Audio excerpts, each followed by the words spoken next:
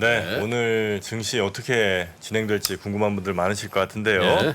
자, 오늘은 새로무가 저희가 함께 이야기 나눠보도록 염승환 하겠습니다. 이사 하루 휴가 갔어요. 네. 예. 자, 오늘 인포스탁 데일리의 김종효 전문위원님 모시겠습니다. 어서 오십시오. 어서 오세요. 안녕하십니까? 네. 아침에 처음이시죠? 네, 이 시간은 처음입니다. 네. 예. 뵌 적은 저희가 몇 번 있는 것 같은데. 네. 네, 네. 저녁 시간에 좀 뵀었었나요? 저녁 시간에 많이 뵙고요. 그랬죠? 최근에는 네네네. 제가 마감 시간에 아, 네, 마감 그러시군요. 시간에. 알겠습니다. 자, 장 시작했습니다. 장 좀 보죠. 네, 아, 일단 뭐 지수의 출발은 마이너스 한 6%, 0.6% 정도로 시작하고 있고요. 네. 코스닥은 0.2% 정도 하락하면서 출발하고 있습니다. 예. 선물 시장도 0.7% 정도 하락하고 있는데 오늘 최대 관건은 일단 미국 시장에서 마이크론을 비롯한 반도체 종목군들이 좀 버텼기 때문에 우리 시장에서 삼성전자를 포함한 반도체 종목이 버텨주면서 지수의 일단 하락 속도를 둔화시킬 수 있는가가 관건이라고 보고 있고요. 네. 만약에 그런 속도 하락 속도가 둔화되었을 때 종목군의 흐름은 어떻게 진행될 것인지가 이제 가장 중요한 관건이 되겠죠. 그러니까 개별 네. 종목은 무너지면서 지수가 버티는 장이 되느냐, 아니면 지수도 좀 약하고 반도체도 미국 시장에 오른 것과 상관없이 약하고 네. 전체적으로 종목도 약한 그런 장세가 되느냐가 오늘 가장 중요한 관건이 예. 될 것 같고요. 환율은 여전히 또 불안하게 출발하고 있는데 현재 지금 5원 50전 오르면서 1,427원에 움직이고 있는 양상입니다. 네. 자, 지금 이제 5원 정도는 가볍게 움직이네요. 요즘에. 원래 이 정도도 많이 움직이는 거죠. 많이 움직이는 거죠. 아, 네? 환율도 하여튼 불안하고요. 이제 전체적인 시장은 마이너스. 그래도 마이너스 폭이 처음 코스피도 오히려 늘었구나. 코스닥은 조금 줄은 것 같은데. 오늘도 일종의 반대 매매성 호가들이 좀 잡힌 것 같아요. 보니까. 시작 전에. 네, 시작 전에. 네네네. 네. 어떤 업종들이 주로 좀 더 안 좋고 혹은 뭐 더 괜찮은 업종들 어느 쪽입니까? 일단 개별 종목군들의 움직임들 중에서 좀 눈에 띄는 것들이 많은데 일단 예. 일진그룹이 매각이 됐지 않습니까? 예. 일진 머티리얼즈가 매각이 되다 보니까 일진홀딩스가 오늘 급등하고 있는 양상이고요.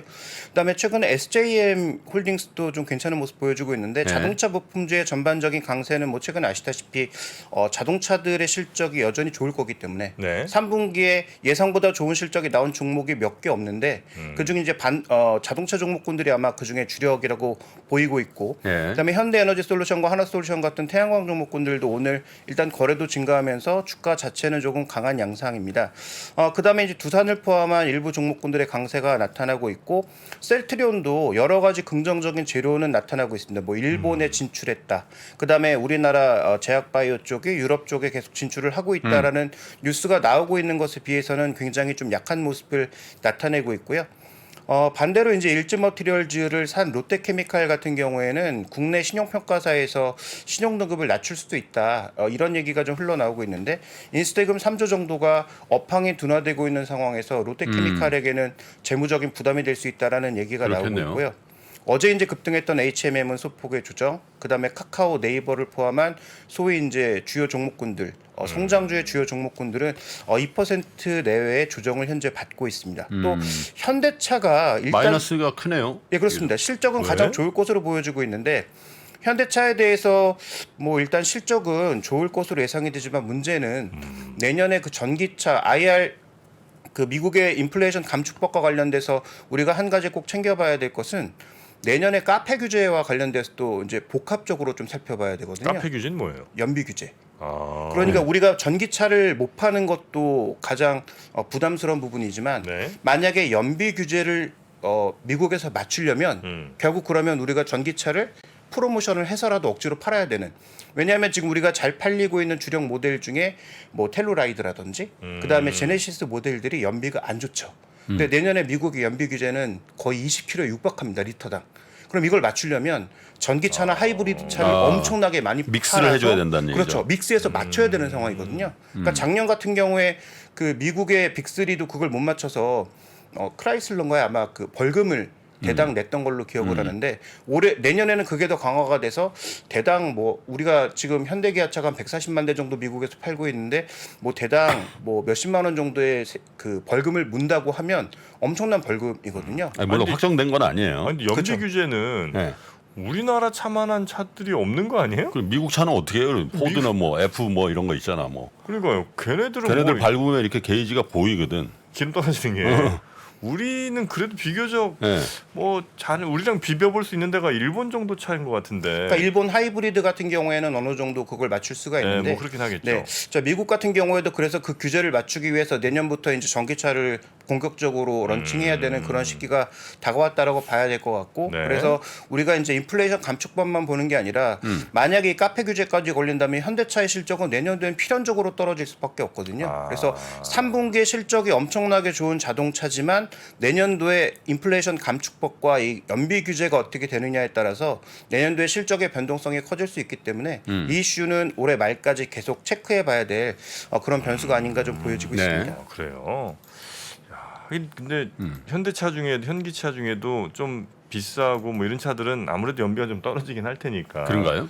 왜냐면 이제 뭐 제네시스로 올라가게 되면 뭐 한 11, 12 뭐 아마 이 정도 나올 것 같은데 그러면 조금 연비는 좀 맞추긴 좀 쉽진 않을 수 있겠죠. 예, 그러니까 싼 차는 그나마 좀 맞출 수 있을 텐데. 근데 이제 우리가 볼륨 모델로 팔고 있는 것들이 대부분 다 뭐 제네시스라든지 텔로라이더든 이런 차다 보니까 연비 규제를 맞추려면 우리가 뭐 그 전기차라든지 하이브리드 차 같은 것들을 많이 팔아서 그걸 좀 맞춰줘야 되는 그런 네네. 상황이 있죠.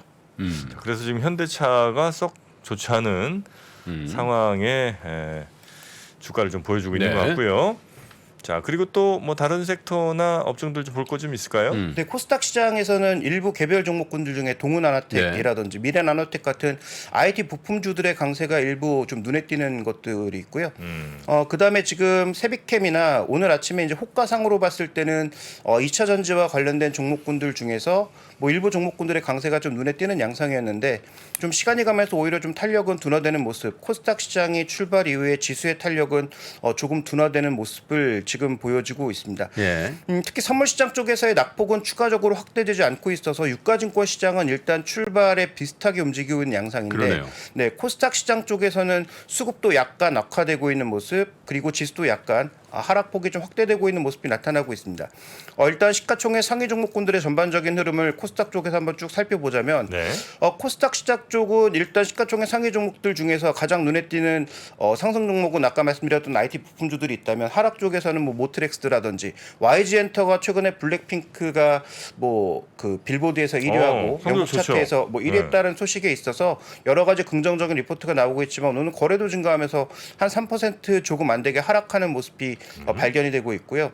그다음에 우리 시장이 안 좋았을 때 가장 강하게 버텼던 종목군들이 대표적으로 2차 전지와 로봇 테마주였는데 자, 오늘은 LNF를 포함한 2차 전지 쪽 또 뭐 지수보다 많이 밀리는 것은 아닙니다만 일단 2% 정도 약세를 보여주고 있고 레인보우 로보틱스라든지 그다음에 뭐 유일 로보틱스라든지 SPG 같은 로봇의 대장주 역할을 했던 종목군들도 맞아요. 거래도 감소하고 주가도 2%에서 1% 가량의 조정을 받고 있습니다. 그래서 이런 종목군들이 뭐 향후 성장성은 여전히 굉장히 높다라고 볼 수가 있겠지만 이런 성장성과 지금 주가의 밸류와는 괴리가 좀 나타나고 있는 양상이어서 성장주들의 변동성이 확대될 때는 네. 아무래도 이런 종목군들도 지금은 변동성 네. 구간일 수밖에 없다.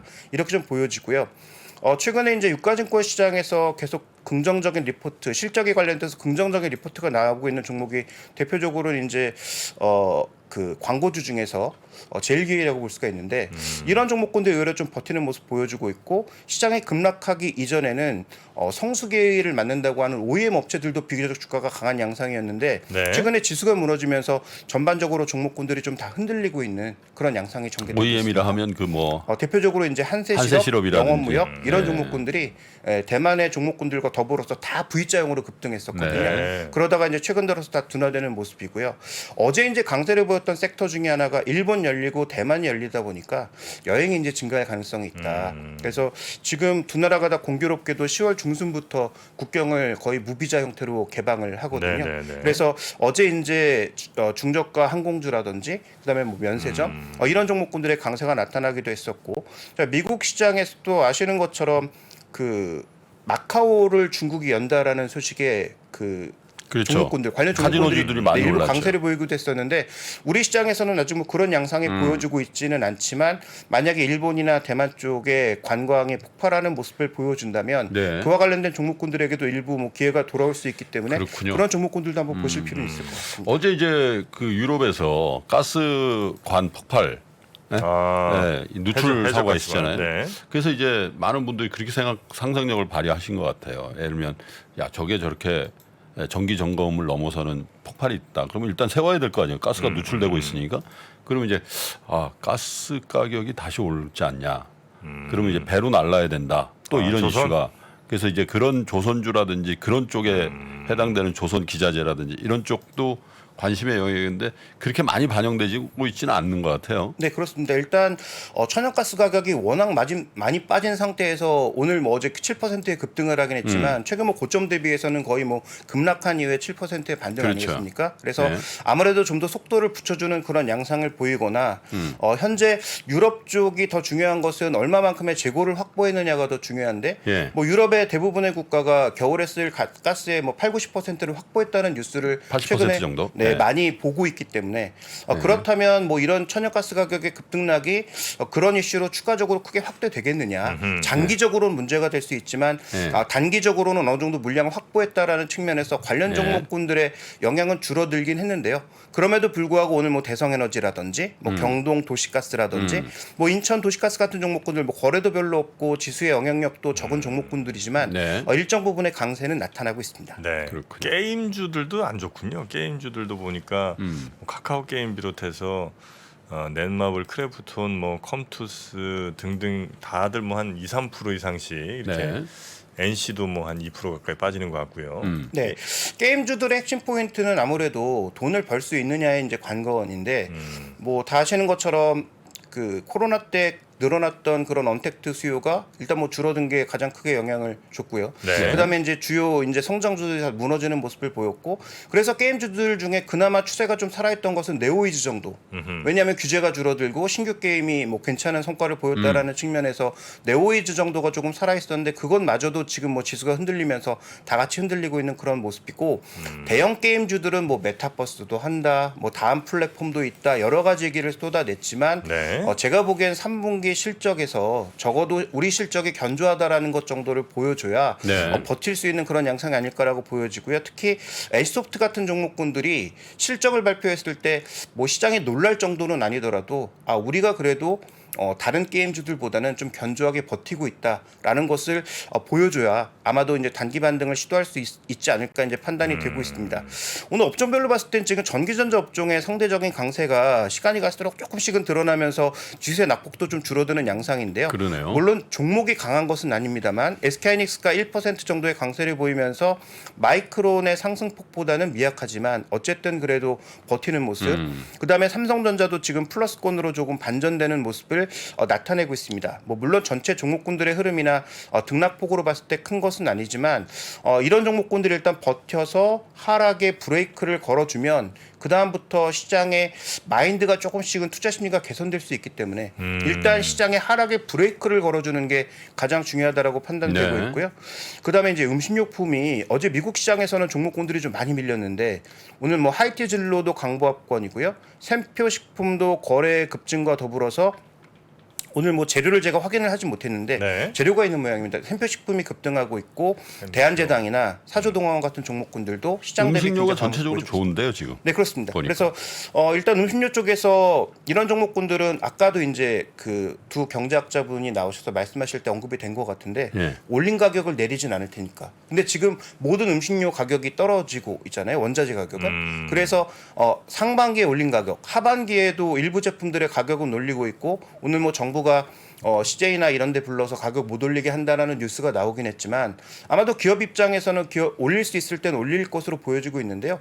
원자재 가격은 떨어지면서 환율은 올라가고 있기 때문에 마진의 측면에서는 플러스 마이너스가 모두 존재하고 있지만 상반기에도 가격을 올렸고 하반기에도 가격을 올렸으면 실제 실적이 나올 때는 그래도 괜찮은 실적이 나오지 않을까라는 기대 자체는 존재하고 있다. 여기다 환율까지 좀 떨어져주면 그렇죠. 만약에 환율마저도 돌아서 준다면 더 긍정적일 수 있죠. 근데 뭐 네. 아시는 것처럼 장기 계약을 하고 과거에 그 이미 해놓은 계약으로 체결이 되기 때문에 아마 최근에 급등분이나 급락분이 바로 영향을 미칠 가능성은 작아서 오히려 실적이 발표될 때는 변동성이 예. 클 수 있지만 예. 지금 시장을 바라보는 시각에 있어서는 오히려 그게 잘 버틸 수도 있는 거죠. 왜냐하면 이들 종목이 실적이 좋을 것 같다라는 기대감으로 버틸 수 있기 때문에 네. 뭐 대표 종목으로서는 CJ제일제당 같은 종목군들이 잘 버티고 있고 오리온도 그렇고요. 뭐 풀무원, 롯데칠성 같은 종목군들도 강보합권 이상에서 종목군들이 움직이고 있습니다. 그렇군요. 네.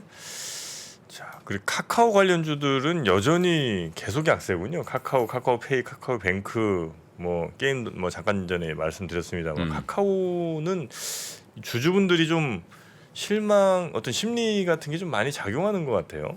아무래도 이제 뭐 추격 매도도 좀 나올 수 있는 것 같고요. 그다음에 뭐 반대 매매와 관련된 부분도 있는 것 같고요. 근데 성장주 쪽에서 뭐 네이버, 카카오 모두 빠지고 있기 때문에 뭐 둘 중에 뭐가 더 낫다라고 얘기하는 게 조금 어려운 그런 자리긴 하지만 카카오 같은 경우에는 지금 뭐 피코마를 포함한 나머지 업체까지 다 상장한다라는 네. 얘기가 여전히 나오고 있는 데다가 그래도 그에 대한 어떤 반발 심리도 분명히 존재하는 데다가 상대적으로 수익성과 밸류가 네이버에 비해서는 더 높았던 것도 사실입니다. 네, 그다음에 네. 카카오페이라든지 이런 업체들도 지금 글로벌하게 비교해 보면 글로벌 업체들보다도 밸류가 오히려 주가가 그렇게 많이 하락했는데도 더 비싸거나 거의 비슷한 수준이거든요. 그러면 글로벌 투자자 입장에서 동일하게 이제 섹터를 놓고 뭐 카카오페이, 카카오뱅크, 그다음에 뭐 페이팔 이런 종목군들 놓고 봤을 때 업종의 크기로 보나 시가총액의 크기로 보나 아니면 밸류의 어떤 위치로 봤을 때도 그 종목이 더 나아 보인다면 네. 굳이 이제 카카오뱅크나 카카오그룹을 선택할 만한 이유가 별로 그러니까. 없다라는 점이 가장 큰 문제인 것 같고요. 투자 심리가 싸늘해요. 그렇죠. 근데 카카오는 저는 개인적으로 금융그룹이라고 판단하고 있기 때문에 네. 카카오가 잘 되기 위해서는 지금 가지고 있는 두나무, 카카오뱅크, 카카오페이, 피코마, 그다음에 멜론 이런 것들을 디지털 자산을 어떻게 두나무와 연결해서 하나의 체계로 가져갈 수 있느냐가 관건이 될 것 같습니다. 그래서 그걸 이뤄내는 어떤 그림을 보여줘야 제가 보기엔 아무래도 카카오그룹 전반적으로 뭔가 움직일 수 있는 하나의 그 힘을 만들어낼 수 있을 것 같은데 최근에 뭐 카카오 모빌리티와 관련된 이슈도 뭐 부담 요인이고요. 네. 그다음에 카카오가 계속 저렇게 자회사를 상장하면서 껍데기만 남는 게 아니냐는 그런 부담감 자체가 카카오를 계속 짓누르는 그런 변수가 되고 있다. 이렇게 봐야 될 것 같습니다. 네. 진짜 이럴 때 누가 저 카카오 같은 그 뭐라 그러지 그건 플랫폼? 톡 독점주? 그게 있으면 옮겨 타겠다는 사람도 많겠어. 카카오가 없으니까 망정이지. 아닌 카카오가 독점하고 있는 여기 아닌 대안이 좀 있다면 이게 좀 약간 좀 심리가 조금 안 좋은 것 같긴 해요. 그렇긴 해. 네. 자 그리고 또 혹시 뭐 짚어볼 만한 업종이나 섹터가 좀 있을까요? 네, 일단 뭐 종목들도 중요하지만 오늘 우리가 투자 주체들의 흐름도 한번 눈여겨서 좀 봐야 되지 않을까 생각이 되는데요. 네. 외국인들의 전반적인 동향에 최근 들어서 어쨌든 계속 매도로 대응하고 있기 때문에 뭐 금액이 커진 것은 아니지만 그래서 지난 6월달의 하락과 다른 것은 외국인들이 뭐 하루에도 몇 천억씩 팔면서 하락을 정말 주도하는 모습을 보이고 있지 않음에도 지수가 비슷한 각도로 떨어지고 있는 게 굉장히 큰 특징이라고 볼 수가 있겠는데 네. 이건 뭐 두 가지로 해석해 볼 수 있는데 개인 투자자들이 손실폭이 커서 아예 이제 매물을 내놓지 않는 그냥 오를 때까지 기다리는 그런 양상 때문에 거래도 줄고 그다음에 전반적으로 얼마 매도가 나오지 않았는데도 지수의 변동성이 커지는 뭐 부동산 시장과 마찬가지인 거죠. 정말로 최고가에서 거래 얼마 되지도 않았는데 가격은 급격하게 오르고 부동산 떨어질 때도 지금 뭐 가격이 떨어졌다고는 하지만 실제로 거래된 양은 얼마 없는 그런 양상처럼 지금 주시장에 거래되는 게 아닌가라고 보여지고 있는데요.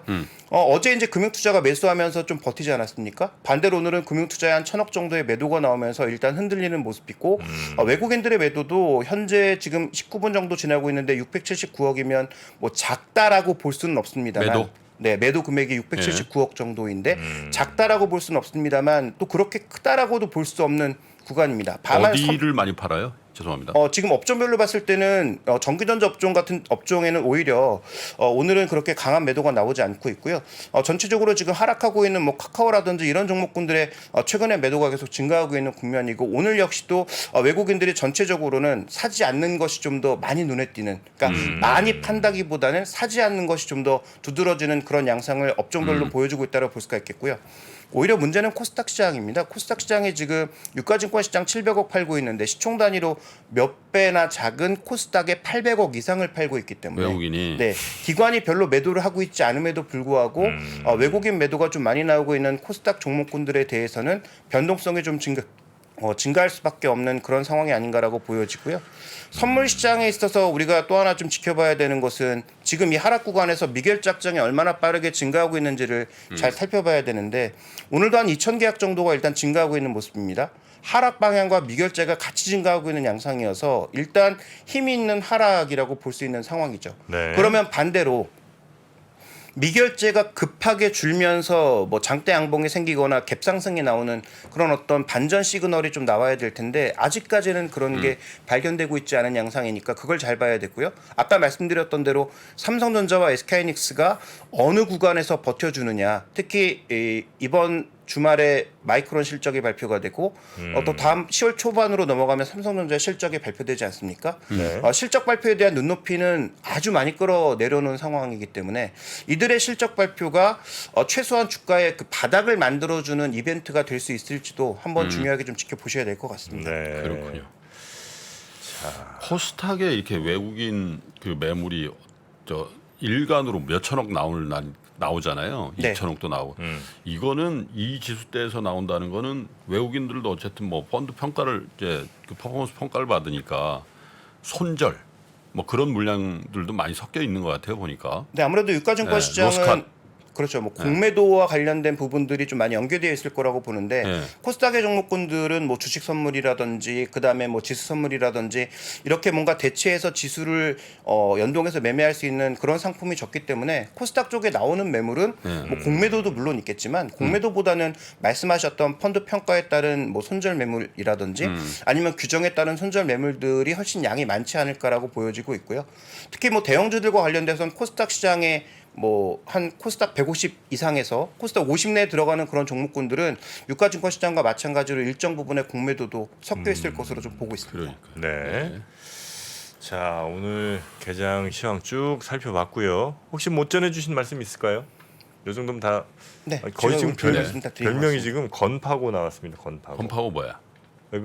우리 최파고도 있고 네. 알파고 같은 정말 뭐 탁 하면 탁 나오잖아요. 네. 인공지능처럼. 네. 약간 근데 이제 건드리면 나온다? 아니 뭐야? 이제 재벌의 관상이다. 아 본인 네. 대신. 그분 건파고 있습니다. 근데 한 가지만 더 언급드리고 싶은 것은 네네네네. 2차 전지 소재주들이 조금 변동성이 커지는 모습인데요. 그 일진 머티리얼즈가 일단 매각을 했잖아요. 네. 그래서 뭐 대그룹 계열의 종목군들이 아마 매각되거나 그럴 가능성은 전혀 없다고 보여지는데 예를 들어서 뭐 에코프로비엠이라든지 이런 정말 좋은 종목군들이고 시총도 많이 커진 종목들이잖아요. 그런데 2차 전지가 앞으로 미국 시장에도 투자하고 국내 시장에도 추가 투자하고 추가적인 기술도 개발하고 이러기 위해서는 아무래도 굉장히 돈이 많이 필요할 텐데 이들이 지금 캐시플로우가 제한적인 상황에서 계속 투자를 해야 되는 상황이고 금리는 계속 높아지다 보니까 일진 머티리얼즈를 판 게 어쩌면 이것도 이 해당 업종에 뭔가 구조조정이 되는 시그널인가? 이런 부분에 대해서도 좀 의심을 해볼 필요는 있을 것 같습니다. 뭐 곡해하실까봐 다시 한번 말씀드리지만 뭐 에코프로비엄이라든지 이런 회사가 나쁜 회사거나 앞으로 변동성이 있을 것 같다를 말씀드리고 싶은 게 아니고 네. 일진 머티리얼즈라는 회사 자체가 그쪽 소재에서 차지하는 비중이 작은 회사긴 했지만 이런 작은 회사가 앞으로 잘 될 게 뻔한데도 매각한 것은 그만큼 해당 산업이 좋은 산업이고 앞으로 성장성도 높지만 투자 금액이 많고 운용하기가 쉽지 않아서 매각했을 수 있잖아요. 물론 승계하고 관련 있어요. 네, 일진그룹에. 그렇기도 하겠죠. 네, 그래서 부분. 최근에 뭐 하나그룹도 그 대우조선해양을 인수하면서 하나에어로스페이스나 이런 종목군들이 어떤 변동성이 나타날지도 계속 지켜봐야 되겠지만 그러면 구조조정도 많아질 거고 구조조정이 많아지는 가운데 그 현금을 많이 확보하고 있는 기업들이 어떤 기업들을 살 것인가에 대한 고민. 예를 들어서 영풍그룹 같은 경우에 현금이 굉장히 많지 않습니까? 네. 그러니까 이런 그룹이 앞으로 어딜 투자해서 어딜 더 많이 살 거냐. 네. 롯데그룹처럼 현금이 많은 롯데케미칼이 일진 머티리얼즈를 샀듯이 이런 식의 구조조정이 앞으로 벌어질 가능성이 있기 때문에 네. 괜찮은 성장 산업인데 뭔가 자금 소요가 조금 달리는 기업 같은 경우에는 네. 이런 대그룹으로의 구조조정 편입 가능성에 대해서도 좀 고민이 필요한. 그래서 한국항공우주도 네. 최근에 뭐 계속 수주 소식이 나오곤 있지만 주인이 없는 국가가 지금 운영하고 있는 거 민영화 마찬가지 얘기가 나오고 아닙니까? 있더군요. 예, 그래서 하나그룹이 예전에 한번 언급이 된 적도 있었고, 네, 네, 그래서 네. 이런 카이 같은 그룹도 한번 우리가 계속 눈여겨서 살펴보실 필요는 있을 것 같습니다. 그래요. 알겠습니다. 네. 그게 이제 예를 들어 뭐 국가 갖고 있는데 민간으로 뭐 저 팔리게 되면 대체로 주가는 올라가는 게 일반적인. 올라간다고 보죠. 왜냐하면 이제 그래요? 경영 효율이라든지 뭐 이런 것들도 있고 또 뭐 그 그룹과의 시너지 뭐 물론 이제 뭐 100%는 아닙니다만은 그렇죠. 대체로. 이제 그런 네. 부분들이 있다라고도 여겨지고 그래서 좀 회자되는 것 같더라고요. 네. 네. 주가도 많이 올랐고 또 그러다 알겠습니다. 보니까 네. 자, 우리 일단 헐감 매각 논란은 없을 거 아니에요. 네, 그렇죠. 예? 네. 만약에 한 1년 전에 그거 판다 그러면 당연히 이렇게 나올 거라고. 그 예전에도 한번 매각한다고 했을 때 그 얘기가 나와서 카이? 예, 그 카이 얘기 나왔을 때 네. 그 지금 하나그룹에게 수혜를 주는 거 아니냐라는 그런 논란이 뭐 그 굉장히 회자되면서 그래서 한번 엎어진 적이 있었죠. 아 그렇습니까? 그래요. 요 정도 하시죠. 네, 오늘 저희와 함께 아침 시작 시간을 해주신 우리 인포스탁 데일리의 김종효 전문위원님 오늘 대단히 감사하고요. 자주 좀 앞으로 뵙도록 하겠습니다. 네, 알겠습니다. 네, 감사합니다. 고맙습니다. 감사합니다. 예. 신고가에 5만 원 돌파할 때 5만 원에 따라 살 수 있나요, 우리? 내가요? 5만 원이 다시 내려가서 2만 원까지 와서 2만 원 떨어지면 신저가예요. 거기서 구매해서 쓸 수 있나요? 주식시장에 절대 변하지 않는 것이 두 가지 있습니다. 주가의 기본적인 움직임 그리고 투자하는 사람들의 심리입니다. 내가 팔면 오르고 사면 떨어진다고요. 주식에 대한 공부가 모자라서가 아닙니다. 주가를 만드는 투자자의 심리를 모르기 때문이죠. 하락장의 공포를 이기는 5가지 실전 투자 심리 전략. 박병창의 돈을 부르는 매매의 심리에서 지금 확인하십시오.